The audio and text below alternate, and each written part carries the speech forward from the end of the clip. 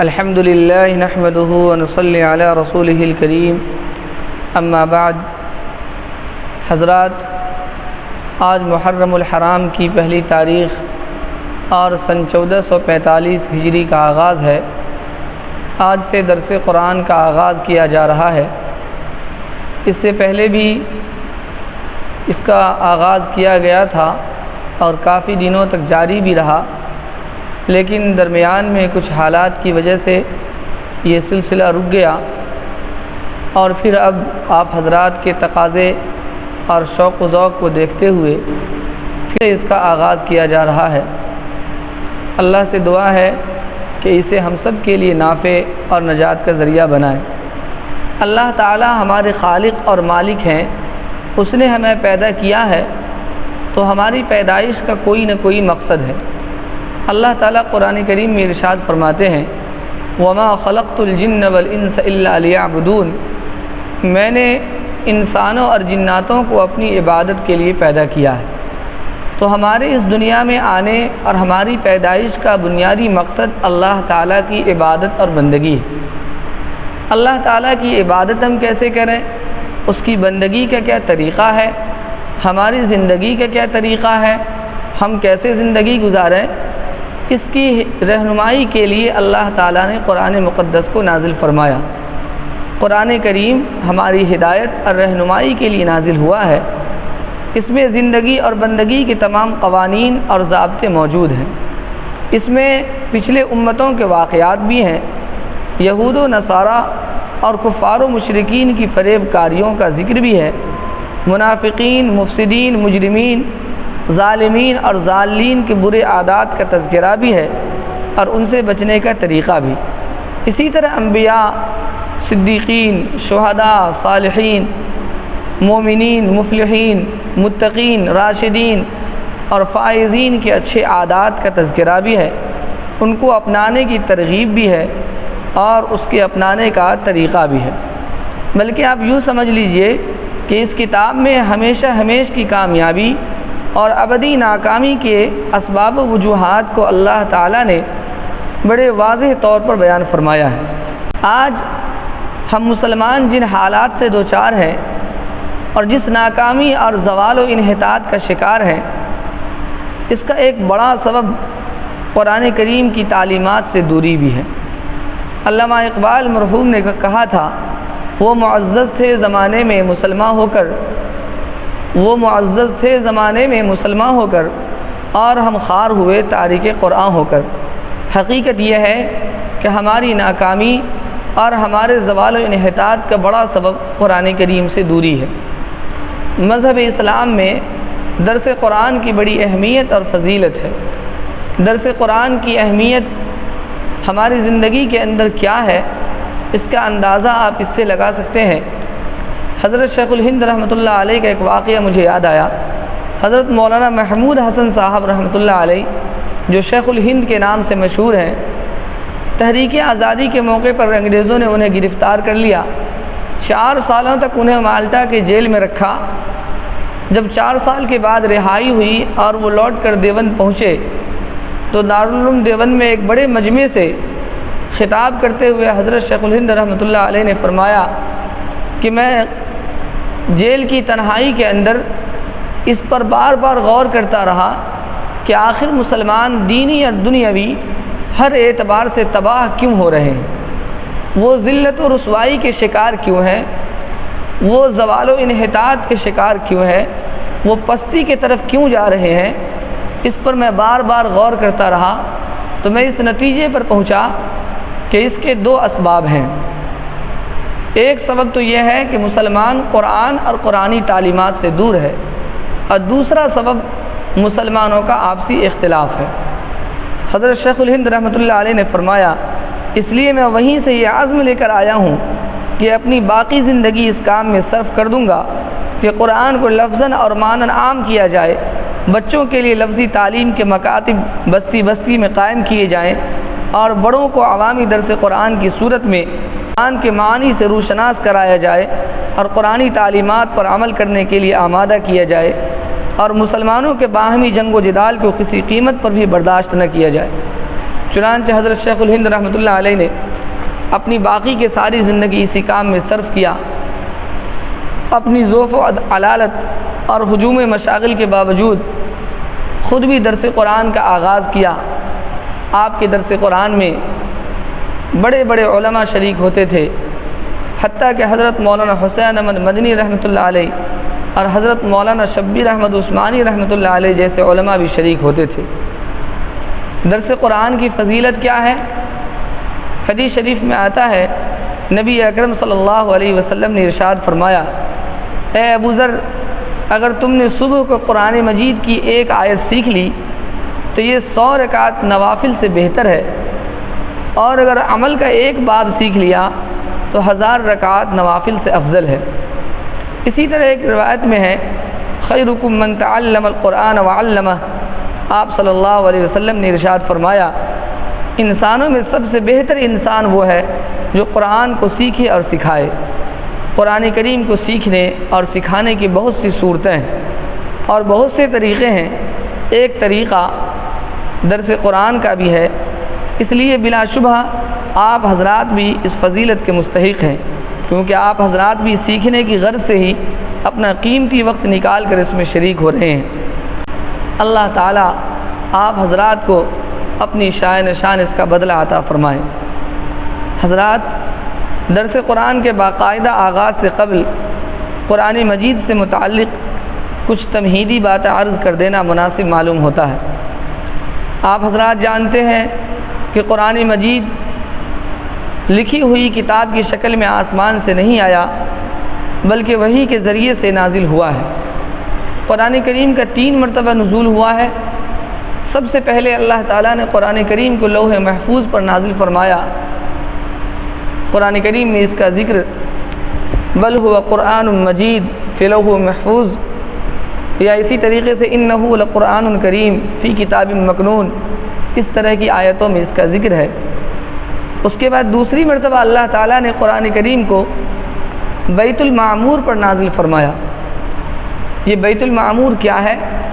خانہ کعبہ کے بالکل سامنے آسمان پر فرشتوں کی عبادت گاہ ہے، جس کو بیت المعمور بھی کہتے ہیں اور بیت العزت بھی کہتے ہیں۔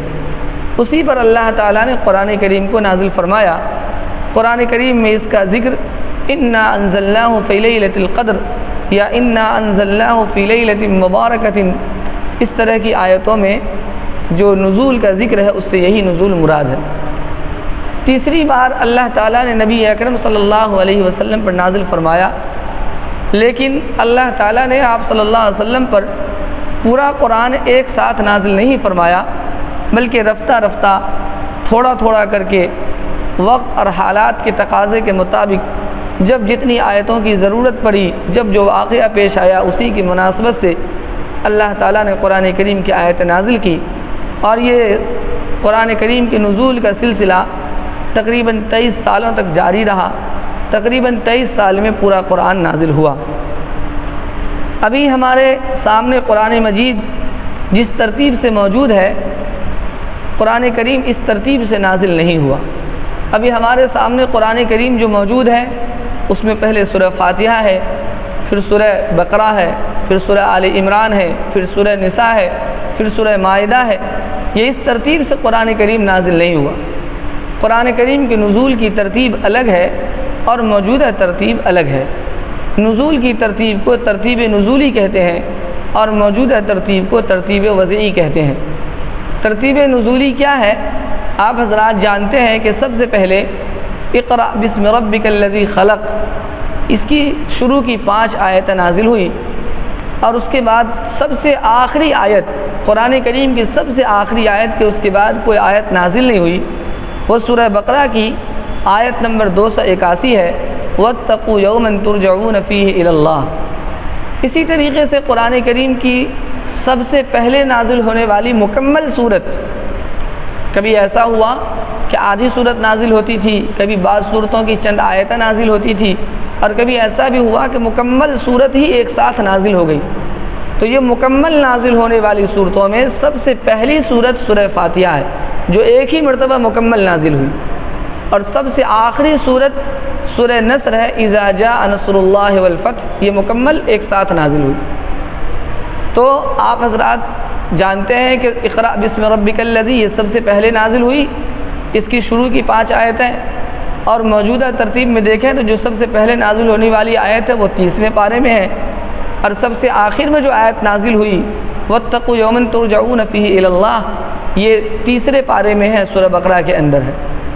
تو نزول کی ترتیب الگ ہے اور موجودہ ترتیب یہ الگ ہے، لیکن اس کا یہ مطلب نہیں ہے یہ جو موجودہ ترتیب ہے یہ کسی کے اپنے ذہن کی اپج ہو یا کسی کی خود ساختہ ترتیب ہو، ایسا نہیں ہے۔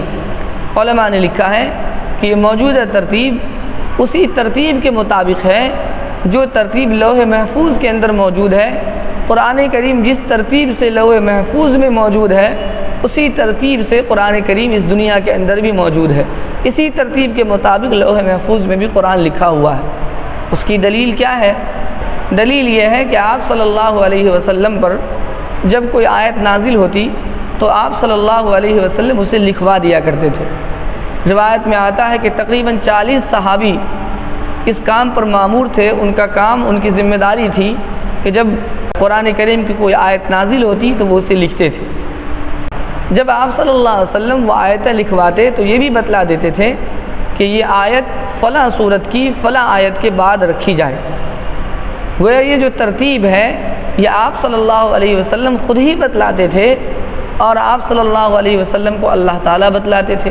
وما ينطق عن الهوى ان هو الا وحی یوحیٰ، کہ نبی اپنی مرضی سے کوئی بات نہیں کہتے بلکہ اللہ تعالیٰ کی طرف سے وحی ہوتی ہے۔ تو اللہ تعالیٰ بتلاتے تھے آپ صلی اللہ علیہ وسلم کو کہ یہ آیت کس صورت کی کس آیت کے بعد رکھی جائے گی، اور آپ صلی اللہ علیہ وسلم وحی لکھنے والے کاتب سے یہ فرما دیا کرتے تھے اور اس آیت کو وہیں پر لکھ دیا جاتا تھا۔ تو اس سے پتہ چلا کہ یہ جو ترتیب ہے یہ اللہ کی بنائی ہوئی ترتیب ہے، کسی انسان کی اپنی ذہن کی پیداوار یا خود ساختہ ترتیب نہیں ہے۔ یہ جو قرآن کریم ہے ہمارے پاس جس شکل میں موجود ہے یہ ایک کتابی شکل ہے۔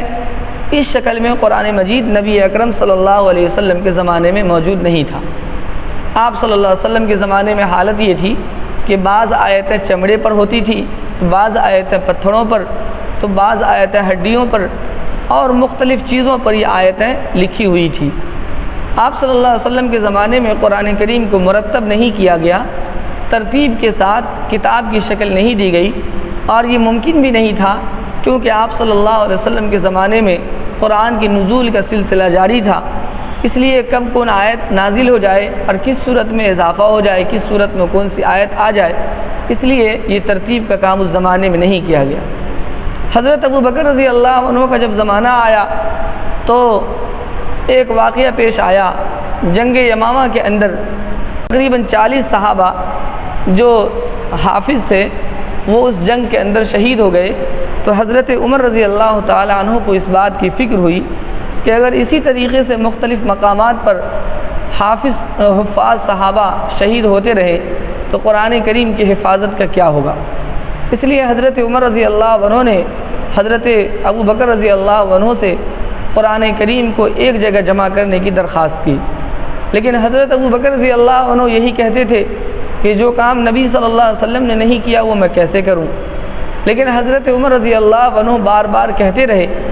ان کے بار بار کہنے کی وجہ سے حضرت ابو بکر رضی اللہ عنہ کو بھی شرح صدر ہو گیا، اور حضرت زید بن ثابت رضی اللہ تعالیٰ عنہ جو کاتبین وحی میں سے تھے اور حافظ قرآن بھی تھے، ان کو حضرت ابو بکر رضی اللہ عنہ نے بلایا اور یہ ذمہ داری دی کہ قرآن کریم کی جو متفرق آیتیں الگ الگ مقامات پر ہیں انہیں ایک ترتیب کے ساتھ جمع کیا جائے۔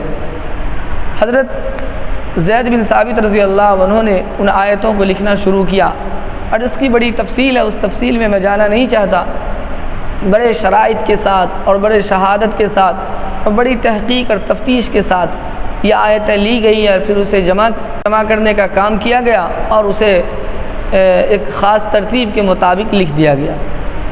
حضرت ابو بکر رضی اللہ عنہ کا زمانہ گزر گیا، حضرت عمر رضی اللہ عنہ کا زمانہ بھی گزرا، اور حضرت عثمان رضی اللہ عنہ کا زمانہ آیا۔ اب حضرت عثمان رضی اللہ عنہ کا زمانہ خلافت آیا تو اسلام عرب سے نکل کر روم و ایران کے دور دراز علاقوں تک پہنچ چکا تھا۔ اس زمانے میں بھی ایک واقعہ پیش آیا۔ حضرت حذیفہ بن یمان رضی اللہ عنہ آرمینیا اور آذربائیجان کے محاذ پر جہاد کر رہے تھے۔ وہاں انہوں نے دیکھا کہ لوگوں میں قرآن کریم کو لے کر اختلاف ہو رہا ہے۔ اصل بات یہ ہے کہ نبی اکرم صلی اللہ علیہ وسلم نے قرآن مجید کو مختلف طریقوں سے پڑھا ہے۔ ان مختلف طریقوں کو قرآن کی قراءتیں کہا جاتا ہے۔ قرآن میں ان تمام قراءتوں کی گنجائش ہے جو نبی اکرم صلی اللہ علیہ وسلم سے تواتر کے ساتھ ثابت ہے۔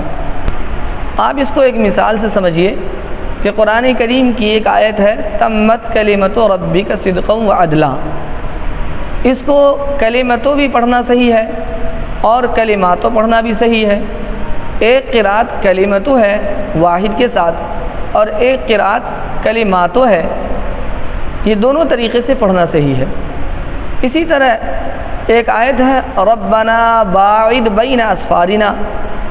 اب اس کو دیکھیے، باعد کو باعد پڑھنا بھی صحیح ہے، ایک قرات باعد ہے اور ایک قرات باعد ہے اور ایک قرات باعد ہے۔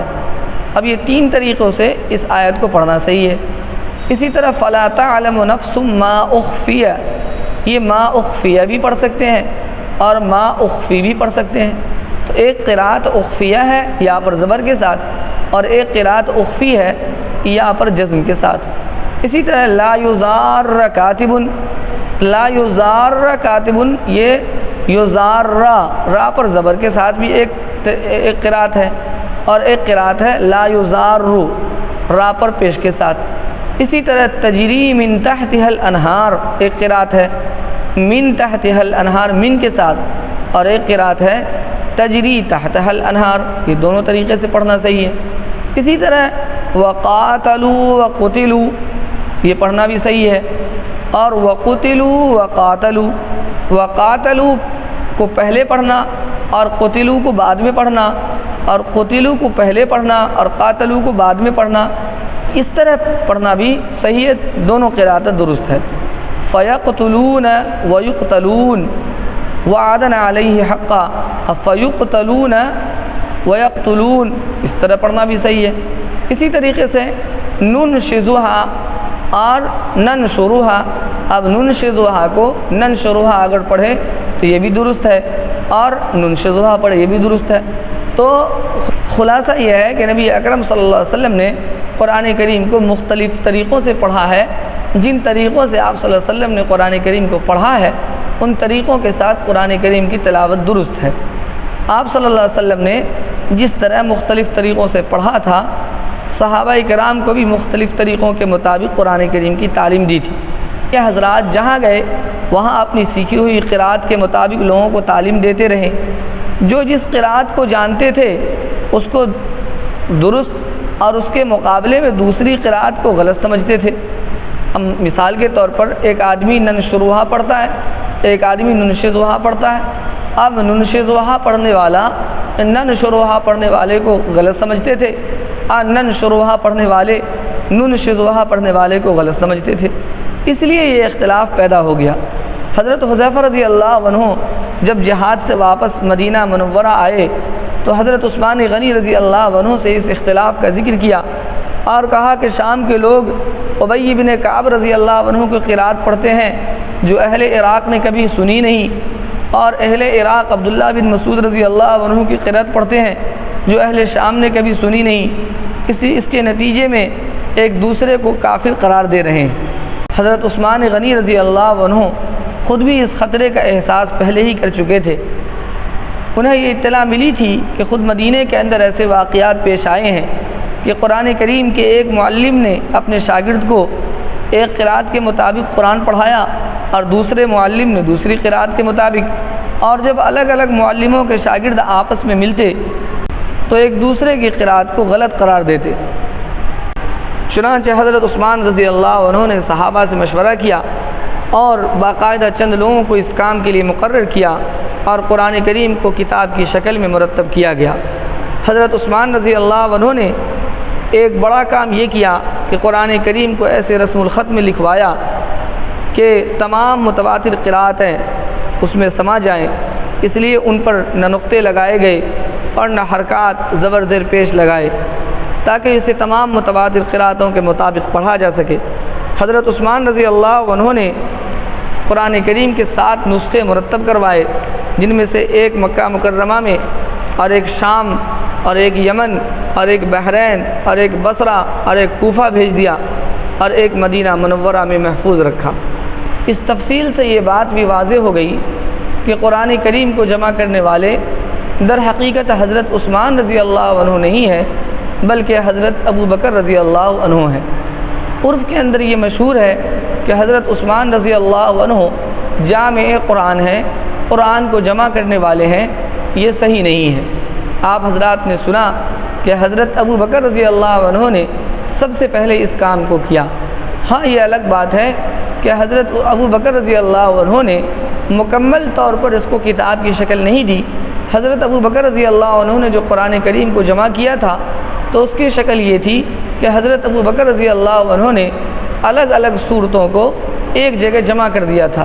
سورہ فاتحہ لکھ کر ایک جگہ، سورہ بقرہ ایک جگہ، سورہ آل عمران ایک جگہ، سورہ نساء ایک جگہ۔ یہ جو ایک صورت کی متفرق آیتیں متفرق جگہوں پر تھی، مختلف مقامات پر لکھی ہوئی تھی، ان کو حضرت ابو بکر رضی اللہ عنہ نے اس صورت کا حصہ بنا دیا اور مکمل صورت کو لکھوا کر کے الگ الگ کر دیا تھا۔ جب حضرت عثمان رضی اللہ عنہ نے ترتیب کا کام کیا تو اس وقت حضرت عثمان رضی اللہ عنہ نے اسی نسخے کو لیا، سامنے رکھا، اور حضرت عثمان رضی اللہ عنہ نے اسی نسخے کو سامنے رکھ کر کے خاص ترتیب کے مطابق قرآن کریم کو مرتب کیا ہے۔ تو اصل قرآن کریم کو جمع کرنے والے حضرت عثمان رضی اللہ عنہ نہیں ہے، بلکہ حضرت ابو بکر رضی اللہ عنہ ہے۔ اس لیے جامع قرآن تو حضرت ابو بکر رضی اللہ عنہ ہے، اور حضرت عثمان رضی اللہ عنہ جامع الناس علی ھذا القرآن ہے، یعنی لوگوں کو اس قرآن پر جمع کرنے والے۔ یہ قرآن کو جمع کرنے والے نہیں، بلکہ اس قرآن پر جمع کرنے والے ہیں۔ لوگوں میں جو اختلاف ہو رہا تھا قراءت کا، جس کی وجہ سے لوگ آپس میں اختلاف کرتے تھے، ایک دوسرے کو غلط سمجھتے تھے، غلط کہتے تھے، اس اختلاف کو حضرت عثمان رضی اللہ عنہ نے دور کیا، اور کچھ یہ کام بھی کیا کہ حضرت ابو بکر رضی اللہ عنہ کے زمانے میں جو الگ الگ صورتیں تھیں، ان تمام صورتوں کو ایک جگہ جمع کر دیا، اور وہ جو قراءت کا اختلاف تھا اس کے لیے ایسا رسم الخط اختیار کیا کہ تمام کے تمام متواتر قراءتیں اس میں سما جائیں، اور ہر آدمی اپنی سیکھی ہوئی قراءت کو اس قرآن کے اندر پڑھ سکے۔ اس اختلاف کو ختم کیا، گویا لوگوں کو حضرت عثمان رضی اللہ عنہ نے اس قرآن پر جمع کیا۔ تو حضرت ابو بکر رضی اللہ عنہ اصل میں جامع قرآن ہے، اور حضرت عثمان رضی اللہ عنہ جامع الناس علی ھذا القرآن ہے، یعنی لوگوں کو اس قرآن پر جمع کرنے والے ہیں۔ آپ جب قرآن کریم کو کھولتے ہیں تو دیکھتے ہیں کہ اس میں 30 پارے ہیں۔ یہ 30 پارے کیوں مقرر کیے گئے اور کب مقرر کیے گئے؟ اسی طریقے سے قرآن کریم کے اندر دیکھتے ہیں کہیں رکوع لکھا ہوا ہوتا ہے، آپ دیکھتے ہیں تو کہیں پر منزلیں لکھی ہوئی ہوتی ہے۔ یہ تمام کے تمام کام کب کیے گئے اور کیوں کیے گئے؟ زبر زیر پیش، تشدید اور جزم وغیرہ، 2 زبر 2 زیر 2 پیش، یہ سب کب لگائے گئے اور کیوں لگائے گئے؟ انشاءاللہ دوسری نشست میں اس سلسلے میں گفتگو کی جائے گی۔ اللہ تبارک و تعالی ہم سب کو قرآن کریم پر عمل کی توفیق عطا فرمائے۔ وآخر دعوانا ان الحمد للہ رب العالمین۔